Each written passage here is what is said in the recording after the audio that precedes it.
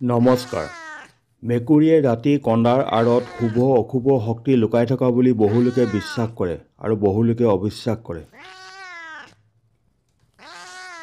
বহুতে বিশ্বাস কৰে যে মেকুৰীৰ কান্দোনত নেতিবাচক শক্তিৰ সৃষ্টি হোৱাৰ লগতে পৰিয়ালৰ লোকৰ স্বাস্থ্য আৰু ঘৰখনত কিছুমান শুভ কামত বাধাৰ সৃষ্টি হয়। আনহাতে তন্ত্ৰ-মন্ত্ৰৰ সাধকসকলে মেকুৰীক কলা শক্তিৰ প্ৰতীক বুলি গণ্য কৰে। সঁচাই মেকুৰীৰ কান্দোন এটা ভয়ংকৰ অভিজ্ঞতা। মেকুৰীৰ কান্দোনে ভয়ৰ সৃষ্টি কৰে বুলি বহুতে বিশ্বাস কৰে। নিশা বা দিনৰ যিকোনো সময়ত ঘৰৰ বাহিৰত বা ভিতৰত মেকুৰী এটাই যদি কান্দে বা চিঞৰে তেন্তে ঘৰখনত অপ্ৰীতিকৰ ঘটনা ঘটিবলৈ গৈ আছে বুলি বহুতে বিশ্বাস কৰে।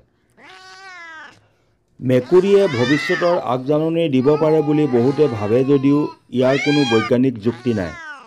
সেয়ে বিজ্ঞানক বিশ্বাস কৰা লোকে মেকুৰীৰ এনে কাৰ্যক কেতিয়াও বিশ্বাস নকৰে।